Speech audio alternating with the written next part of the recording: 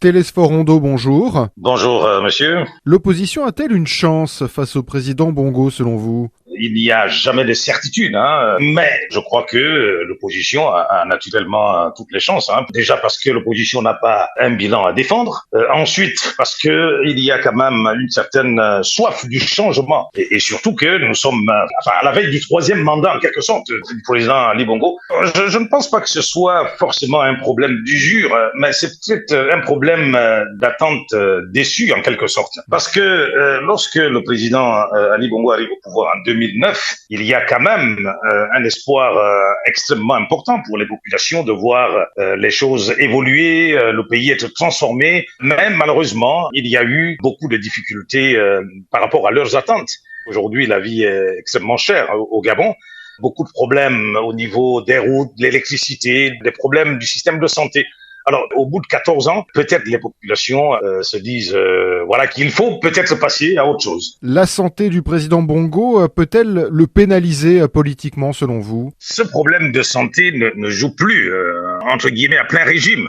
Le président a quand même montré qu'il était en mesure, n'est-ce pas, de pouvoir faire campagne. Il a fait le tour des différentes provinces il y a quelques semaines en arrière. Et là, il a repris, ce qui montre qu'il y a quand même une certaine capacité physique, intellectuelle qui lui permet, n'est-ce pas, de pouvoir tenir. Est-ce que l'opposition pourrait payer le fait d'avoir des membres qui sont pour la plupart des anciens du PDG? Est-ce qu'elle va pas avoir un problème pour incarner l'alternance et le changement? Je ne pense pas à ce niveau, d'autant plus que si nous revenons, n'est-ce pas, en 2016, nous avions donc le candidat Jean Ping, qui était un ancien du PDG. Le poids du passé n'a plus, à mon avis, à influencer le choix des candidats par rapport à la situation d'aujourd'hui.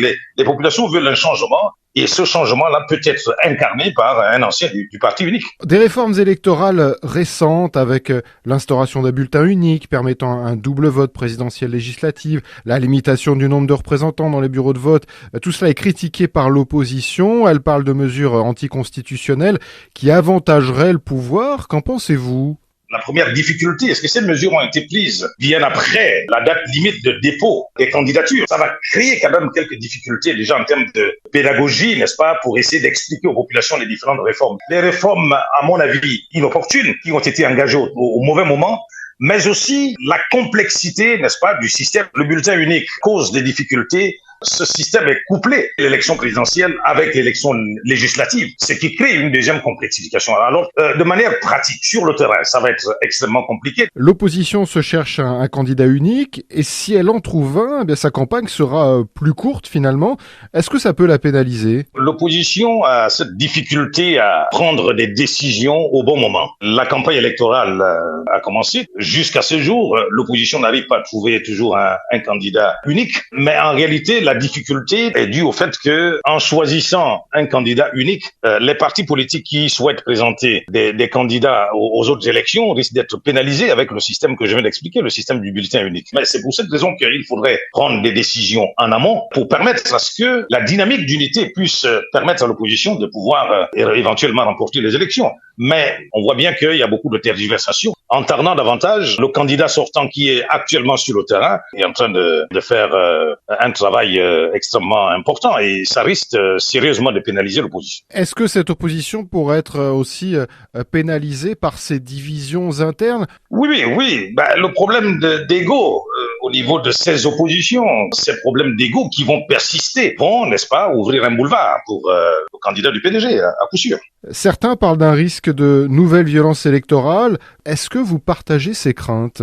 Alors, je ne partage pas entièrement ces craintes. En 2016, assez rapidement, l'opposition a retrouvé son unité et avait un candidat unique. Nous constatons également qu'il y a un travail de fond qui a été fait sur le terrain, non seulement par la société civile, mais aussi par les communautés religieuses, etc., qui ont travaillé dans le sens de l'apaisement. N'oublions pas aussi la concertation politique qu'il y a eu en début d'année, même si certains de l'opposition ont commencé à dénoncer, n'est-ce pas, les conclusions de cette concertation. Donc, il y a quand même beaucoup de choses qui ont été faites fait, le problème des risques de troubles se pose toujours à l'annonce des résultats.